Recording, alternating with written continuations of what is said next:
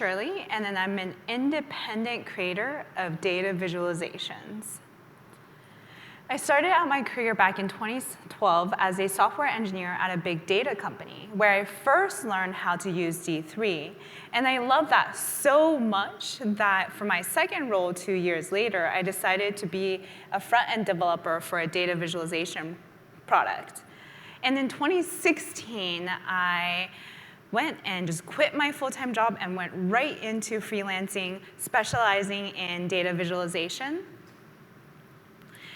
And for the last 3 years, I've had the pleasure of working with a variety of clients across mostly the tech, media, and journalism industries, as well as on data sketches, a personal project with my really, really great friend, Nadi Bremer, where we create 12 different data visualizations on a variety of topics and write about our process. So today, I want to share with you some of those past projects, but more importantly, all of the lessons that I've learned doing them across the whole data, design, and code process. So let's get started. So number one is data. And across the years, I've noticed that when I start a data visualization project, the very first thing that I do is to go out and find a curiosity. Because if I just have a topic that I'm interested in, that I'm curious about, I know that that will motivate me through the rest of my project. And as long as I have that curiosity, I know that I can go out and find that data somewhere out in the world to satisfy that curiosity. So back in 2016, I did this project called an interactive visualization of every line in Hamilton. And this project really stemmed from my complete obsession with Hamilton the musical back in 2016, where each of these dots represent a set of lines sung by a character of the musical. And as the reader scrolls down, I present them with the analysis I did and all of the insights, all of the interesting things and patterns that I found, until they scroll all the way down to the bottom. And then I present them with the whole exploratory tool that I used to do my own analysis, where they can filter by any set of characters, conversations, and themes, and dig into the remaining lines and songs to do their own analysis. So when I first started on this project, I had two main questions. The first being, how do the relationships change between these characters throughout the musical? And the second being, what recurring phrases are associated with whom in the musical?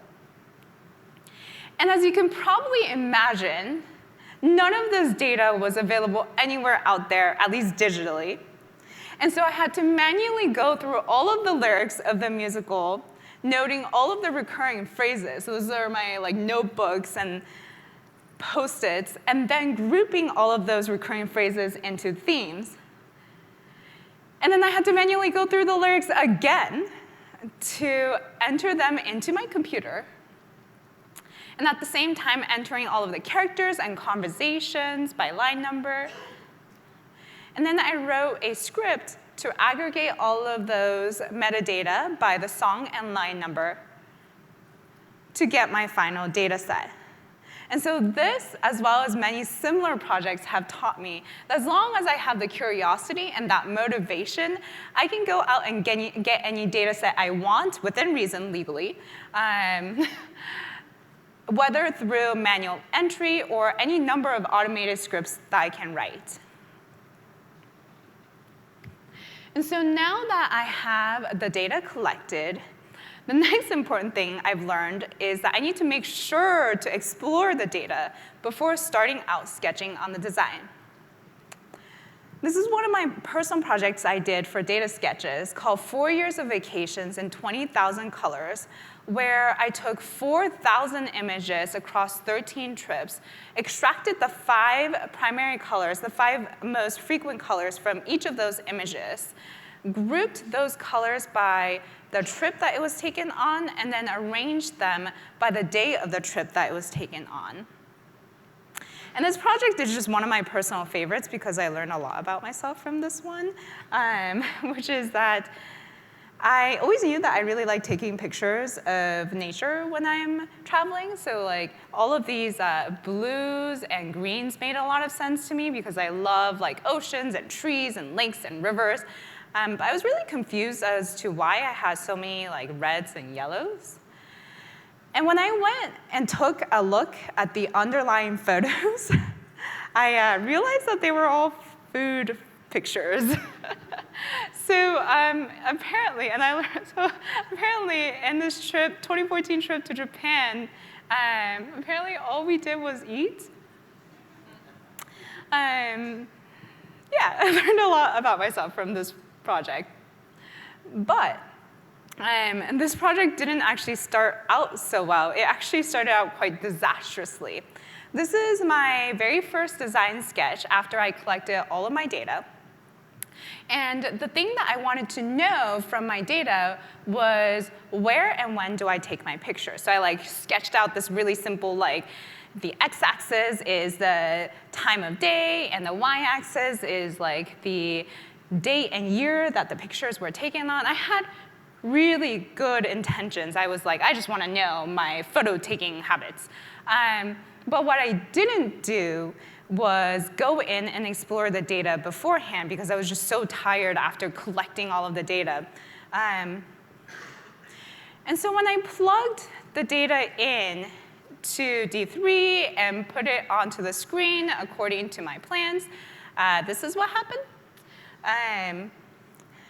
I've since come to really love this piece. I like to consider this my like postmodern art piece. I call it man peeing into puddle. Or like a liver, whichever. But you know, it's not a data visualization project that you might publish.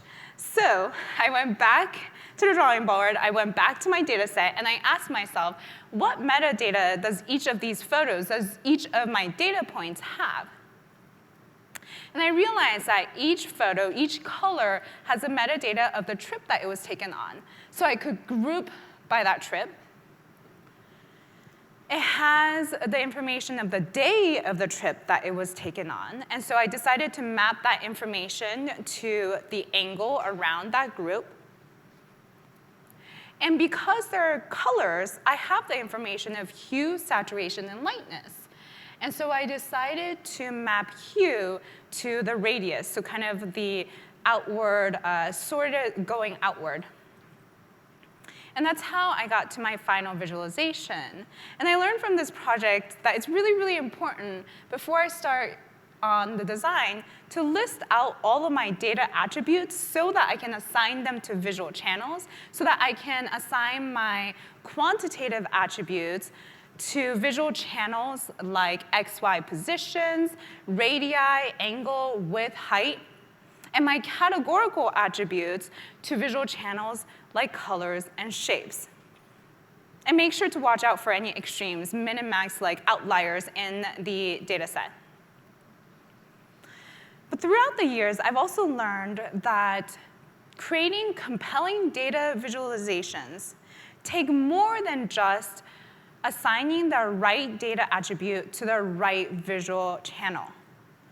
And I've come to realize that some of the best, the most compelling data visualizations are masterful in their use of visual metaphors. For example, the New York Times, when they decided to visualize class mobility, and they literally visualized them as dots rising up or falling down on the screen, or any number of articles that decided to use upside-down red bar charts dripping down to signal a data set about murders and deaths. And I firmly believe that this subtle use of metaphors not only really help our readers and signal to them what the underlying data could be, but also reduces the difficulty of understanding a new and complex and custom visualization that's presented to them. And in a world where our readers are bombarded with thousands of articles and images vying for their attention, I really think that it's very important to design to maximize for their delight, to add little elements, maybe even slightly flashy elements, that will motivate them to keep scrolling down the screen.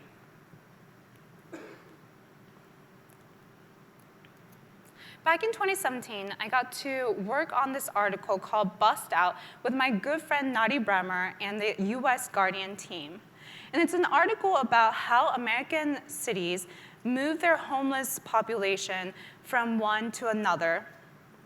And the Guardian US team went and collected data from 16 different cities and got more than 20,000 different data points of homeless people being bused from one city to another across a span of 8 years. And it was an incredible piece of investigative journalism where the Guardian US team dug into the different cities that have not only bused, but also flown their homeless people to different places, the various motivations, the various people that might be affected by this program, and the various people that receive the homeless people on the other end, as well as the potential motivation for cities to do this program. For example, with San Francisco, this is San Francisco's homeless population being bussed out over a decade, and this is what the homeless population in San Francisco might have looked like without the relocation program. And so Nadi and I got to create a variety of different visualizations for this article. But today I want to concentrate on just one of them, the one about New York. New York was a really unique city in that it's the only city that not only buses their homeless, but it also flies their homeless overseas. And so we wanted to highlight the furthest flights that New York City has bought for their homeless people, as far as places to Sydney, New Zealand, India, as well as to show the most frequent destinations for the city's homeless people.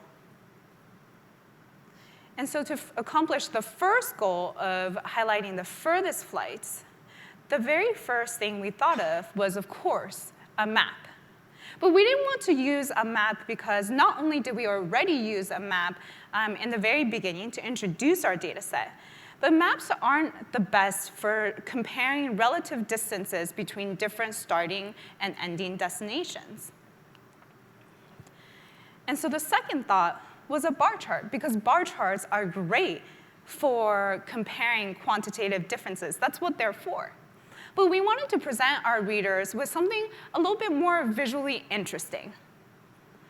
And we ultimately decided on this metaphor, these arcs, that represents flights taking off from their source and landing at their destination. And it was really easy to expand this metaphor to fit our second goal of showing the most frequent destinations, because then we can add dots for each person as they follow the arc and fly from one place to their end destination. But even then, it took many, many iterations to get the animation to a satisfying point where we felt like we were maximizing delight for our readers without taking up too much of their time in the animation. And so this is the ending visualization where the arcs represent each of the destinations, and the dots expand and grow as more and more people are flown there.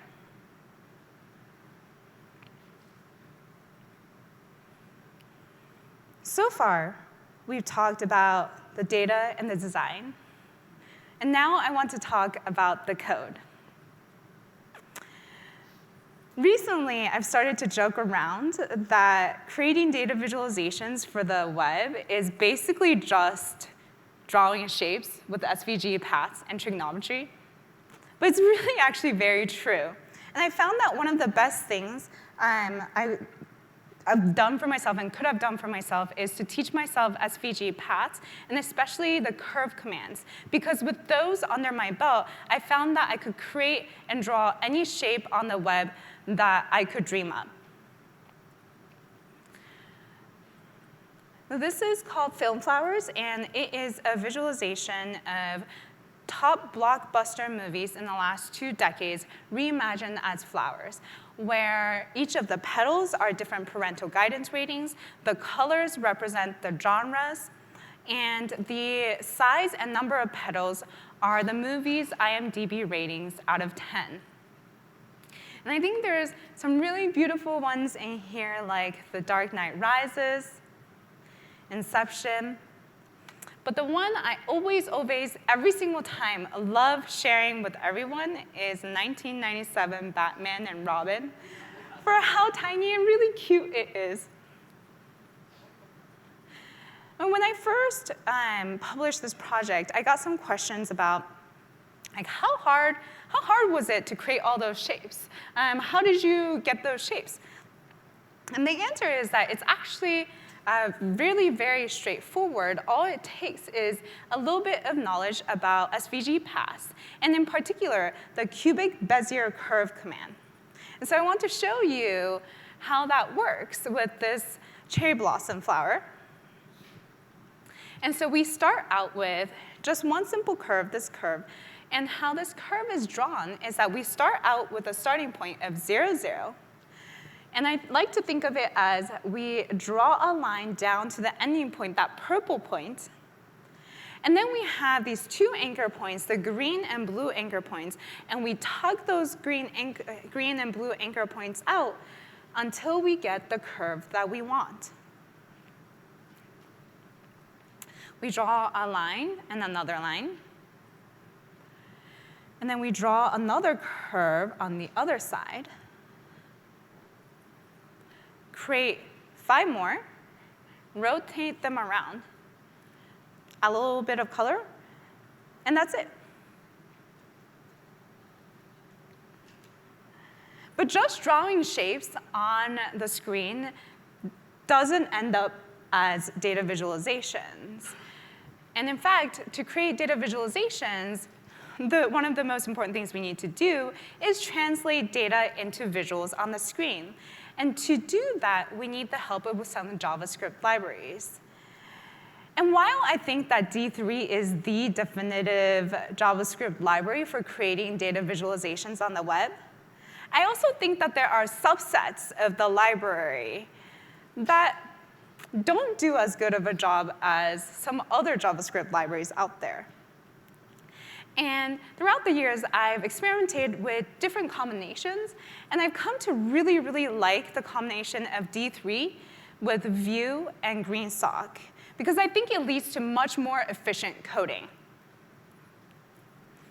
And to try to convince you of that, I have here a demo visualization of the top blockbuster movies of the last decade.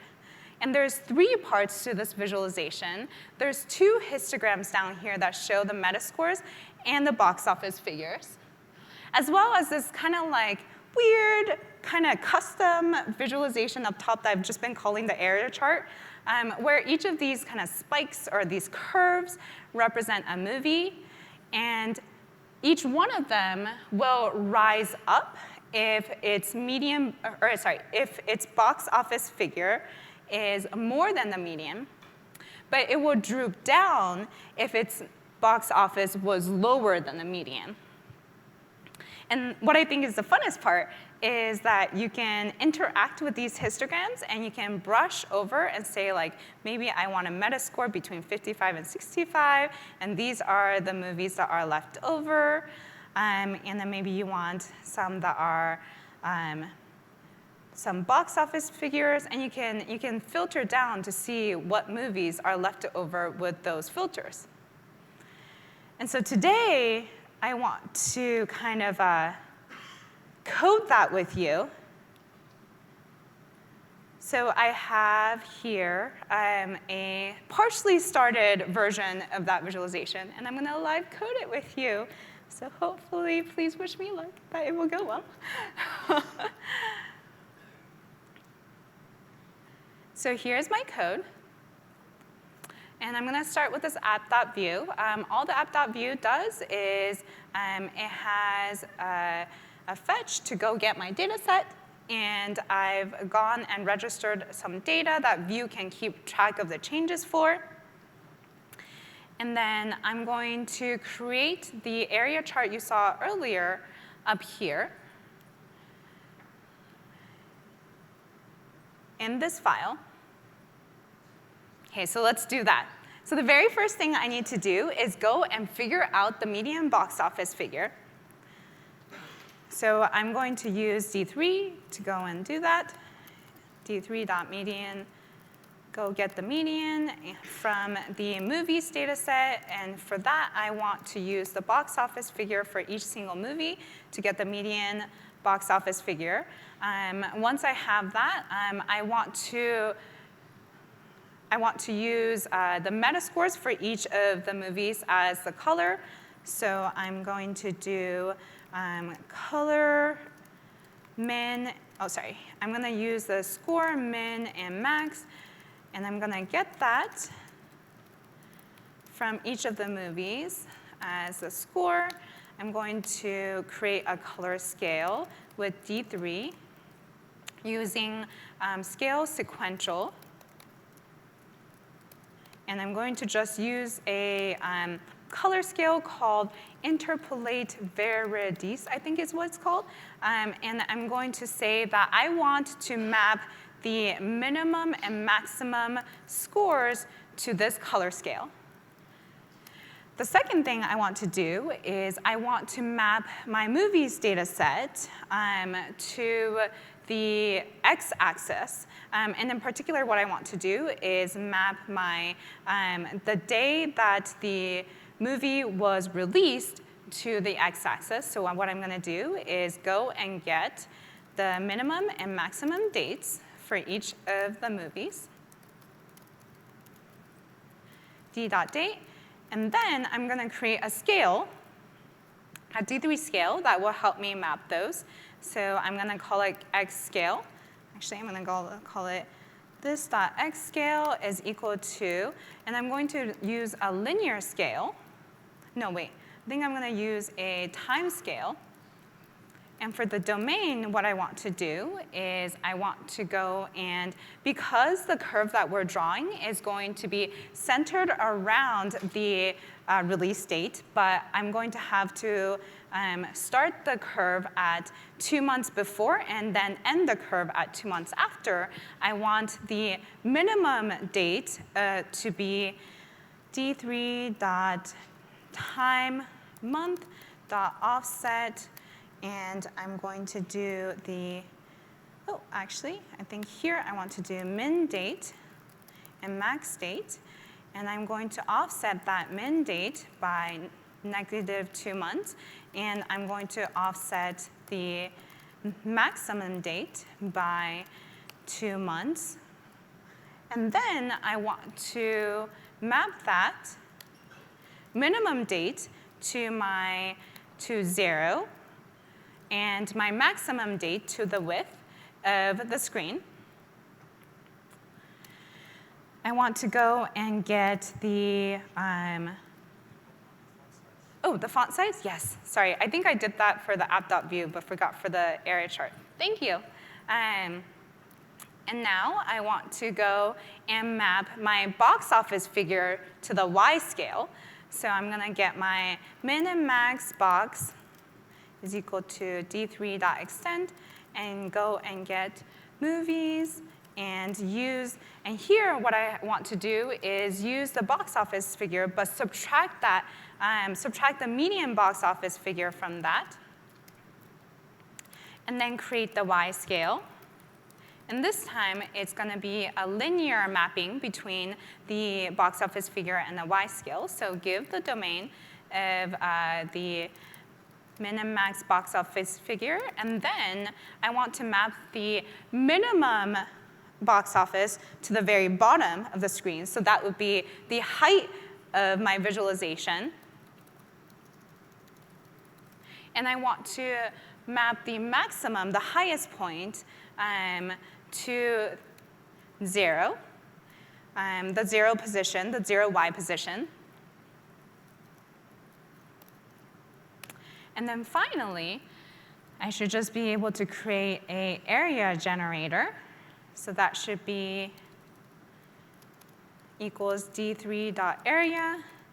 And then I want to tell it that the base from my area curve should just be the median box office figure. And if I remembered everything, I think this should be all of the D3 setup I need to do to translate the data to the screen space, hopefully. And then what I need to do is go and actually use the scales that I've created and the area generator I've created and go through each of the movies. So I'm just going to say this.arcs is equal to go through each of the movies. And for each movie, what I want is the path. And for that, I need this dot area. And then I need to just pass in I'm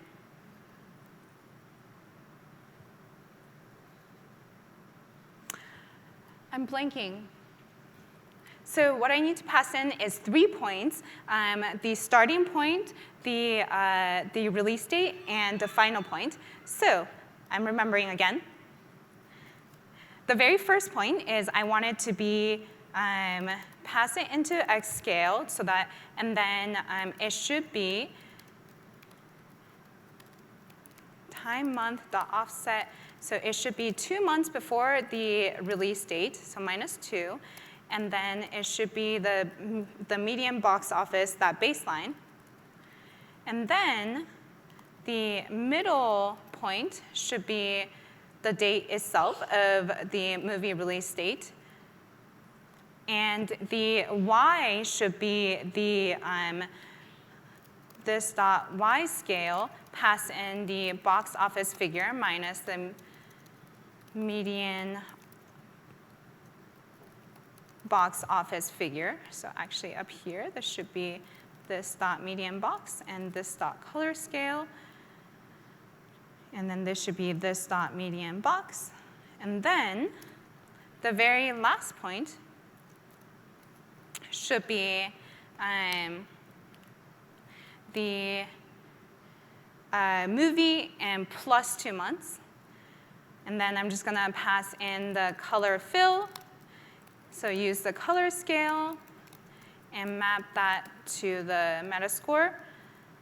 And I sincerely, sincerely hope I did everything correctly. And if I do, if I console log it and take a look, oh, it's not connected. Oh, there we go.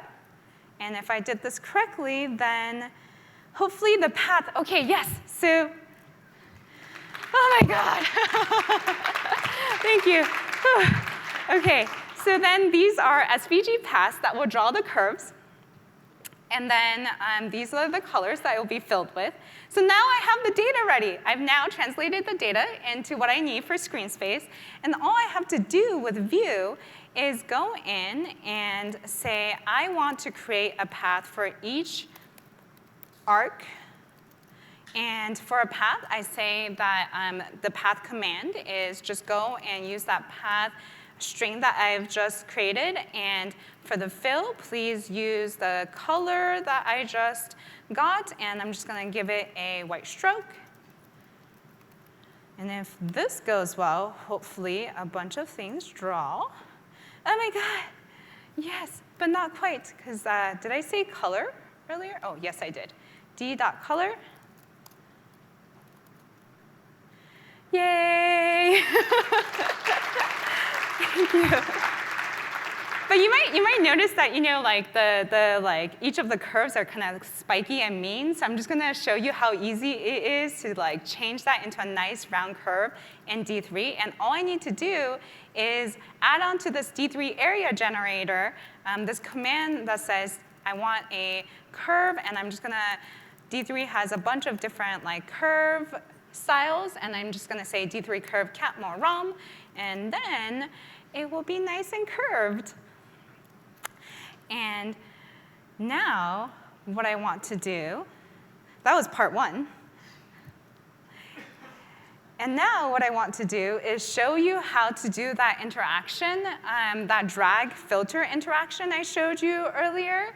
And that might have looked like it would take a lot of work to implement, but with D3 and Vue together, it actually doesn't. And I want to show you how to do that. So this time around, what we need to do is go into the histogram component. And what I have is this group element and a D3 brush that I've created. And all I have to do is go and use D3 to select the group element that I've created, and then call this D3 brush on it. And as soon as I do that, I get for free this interaction where I can brush and then move it around. But you might notice that it's not hooked up yet. The data isn't being filtered. So what we're going to do is I have this call for when it's brushing. I want to give it this callback where I'm going to say I want to go get the bounds. And then if something has been brushed, then go and get the 2x position from the brush. So when I brush over something, I'll be able to get the starting x and the ending x. And so I want to go and get that. And then I want to translate that back into my data. So I want to say that the bounds, please give it back to me. Please translate that x position back into my data. Do that for x1. Do that for x2. And then I say update filters is a function that I pass in from app.view. And I want to pass in this.id and pass in the bounds. And if I've done that correctly, then when I go back up to the app.view and I go to my update filters function and I console log my filter, then I should see something in the console log. So let's see. So now if I brush over, ooh, do you see something being console logged over there?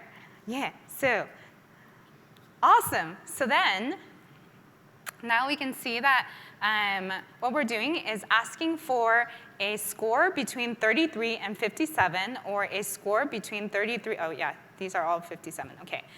35 and then 58, et cetera.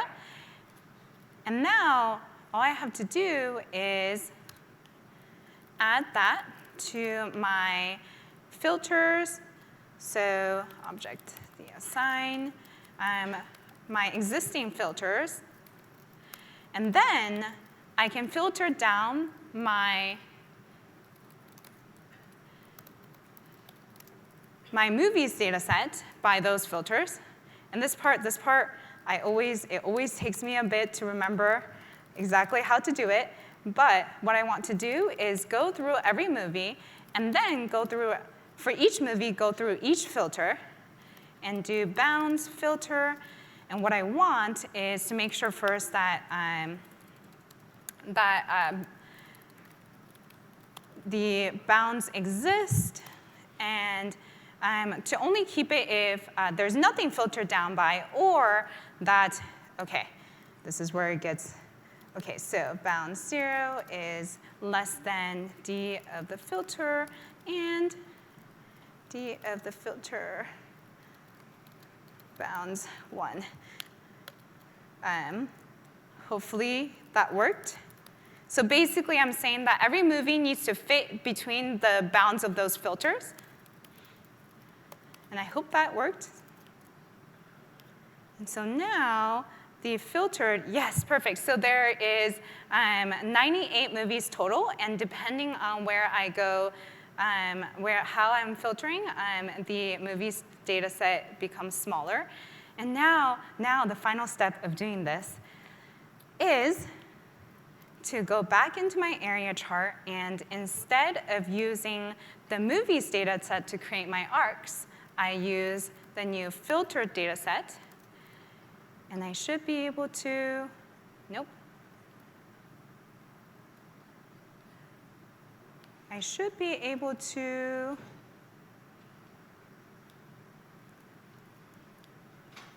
do,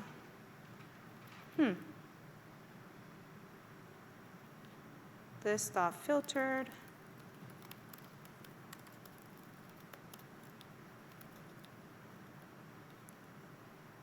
And then now it should be filtered. Oh, I forgot a very key thing, which is that I need to watch for the filtered data set. So then I can do this dot calculate data. And please, please, please work. So this last part, yay! Thank you. And the one last thing is, here is, and then the one last thing I wanted to show is that View, the reason why I really like View is because it prioritizes animations. And so you might notice that right now, each of these arcs aren't really moving or animating. And all I have to do is put those paths into a transition group. And down here, I've used GreenSock to specify what I want them to do as they animate in and out. And that's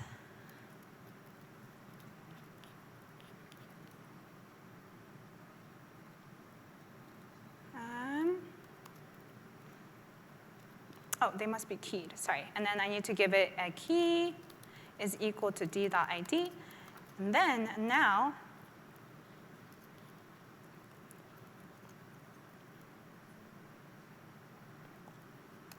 id is d.id. Oh my God, OK. And now you can see that they animate.